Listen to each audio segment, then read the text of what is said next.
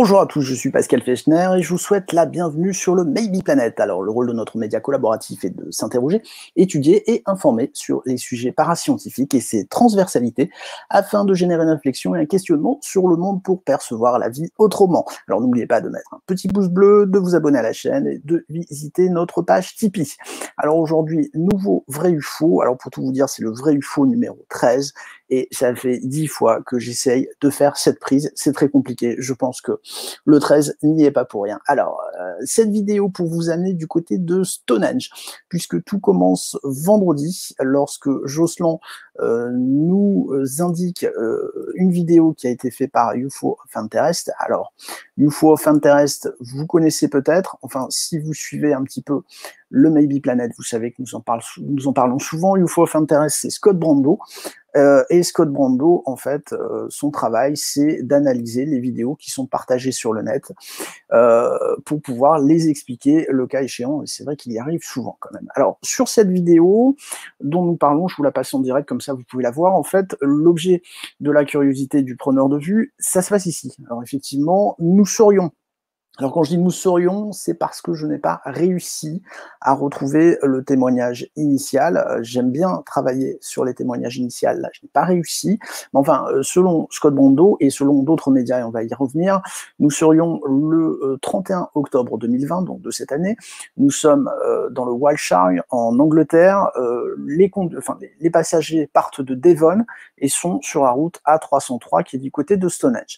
Alors juste, vous avez peut-être vu que là, on a cet objet, enfin en tout cas ce cercle lumineux, enfin on ne sait pas trop ce que c'est, a priori, qui était dans leur 11h, et puis là, c'est plutôt dans leur 9h, 10h. Alors il faut savoir bien sûr que c'est le passager qui filme, mais nous sommes en Angleterre, donc le passager est de l'autre côté par rapport à nous. La vidéo serait tournée vers 5h, ce qui correspond à 6h chez nous. L'hypothèse, ou en tout cas la conjecture de Scott Brando, c'est qu'il s'agit de la Lune qui est filmée puisque le ciel est nuageux et qu'en fait elle apparaît à travers la couverture nuageuse.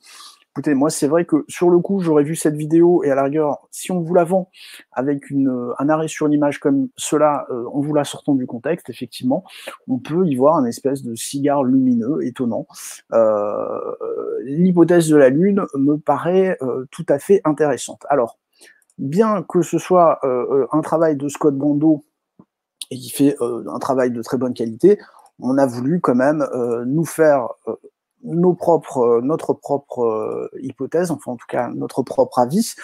Donc on a travaillé avec quelques outils, des outils dont on a l'habitude de travailler, donc Stellarium. Si on se base sur ce que dit Scott Brando, puisqu'encore une fois, je n'ai pas réussi à obtenir le témoignage initial. La vidéo est tournée le 31 octobre sur les coups de 5 heures, donc ça veut dire 18h chez nous. Donc si on regarde ce qu'il y a dans le ciel à cette heure-là, effectivement, on voit bien que la Lune apparaît à l'horizon à cette heure-là. Hein, nous sommes bien le 31 octobre 2020. Donc l'hypothèse de la Lune paraît crédible. Alors regardez, elle se lève côté est-nord. Ça va avoir son importance. Donc sur ce point-là, on va dire qu'effectivement, ça colle. Deuxième point, parce que là, ça nous fait quand même un sacré cigare, donc ça sous-entendrait que la Lune soit pleine, pour qu'elle puisse être aussi brillante et aussi grosse. Alors, nous avons vérifié avec un calendrier lunaire. Alors oui, excusez-moi, je vous ai pas dit, juste là, nous avons utilisé Stellarium. Stellarium qui est un outil d'astronomie gratuit. Hein, donc ne dites pas que... Enfin, j'ai parfois des échanges avec des ufologues qui me disent que les logiciels d'astronomie sont chers. Non, Stellarium, c'est gratuit et ça permet beaucoup de choses. Donc stellarium-web.org et vous pouvez aller dans le temps pour retrouver des informations. Donc c'est quand même très pratique. Alors ensuite, pour savoir comment était la Lune, c'est assez simple, vous allez chercher un calendrier lunaire. Donc là, calendrier lunaire octobre 2020, et là, il s'avère effectivement que nous avons de la chance, puisque le 31, c'est la pleine lune. Donc ça pourrait expliquer effectivement qu'elle soit aussi, enfin qu'elle fasse une ligne aussi grosse et aussi lumineuse. Dernier point qu'il fallait vérifier, puisqu'on a vu qu'elle se levait est-nord.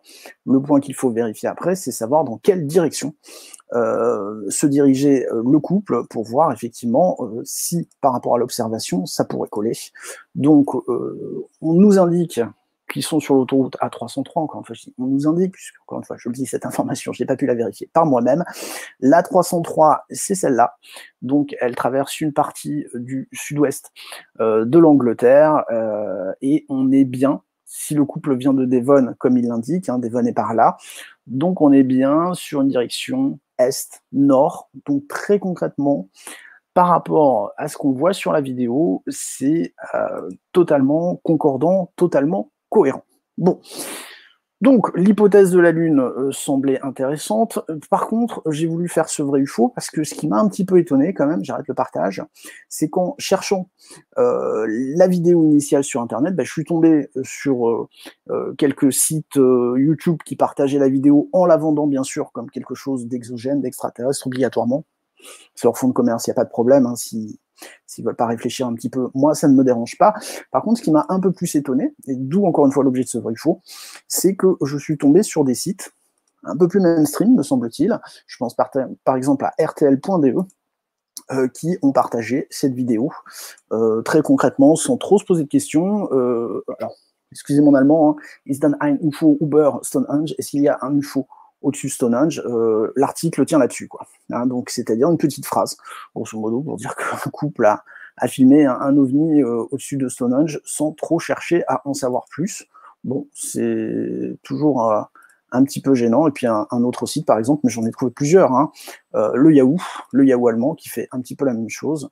Voilà, qui indique effectivement qu'il y a quelque chose qui a été filmé au-dessus de Stonehenge, mais qui n'apporte pas plus d'explications que ça. Bon, écoutez, moi je vous admets que ça m'étonne toujours un petit peu que des sites d'information, puisque malgré tout ce sont des sites d'information, puissent partager des infos comme ça sans trop chercher à comprendre. Bon, c'est toujours particulier. Voilà.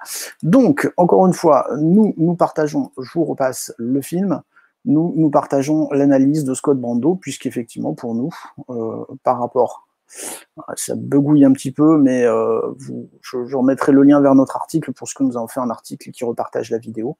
Donc effectivement, pour nous, l'hypothèse de la Lune tient tout à fait la route. Alors par contre, c'est une vidéo intéressante, puisqu'encore une fois, on a parfois des photos comme ça qu'on voit qui montrent des objets qui semblent lumineux, sans qu'on puisse vraiment savoir ce que c'est. Là, avec la vidéo, avec les informations qu'on a, ça tient la route. Encore une fois, je le redis, nous n'avons pas pu obtenir le témoignage initial, ou en tout cas la vidéo initiale, ce qui nous aurait permis de confirmer le lieu, l'heure, la date, enfin l'ensemble des informations qui pourraient nous permettre d'être totalement formels sur cette observation. Voilà. Mais écoutez, j'espère que cette petite vidéo vous sera utile. N'hésitez pas encore une fois à aller sur notre site, Tipeee, pouce bleu, et puis je vous dis à très bientôt pour de prochaines aventures. Ciao, ciao.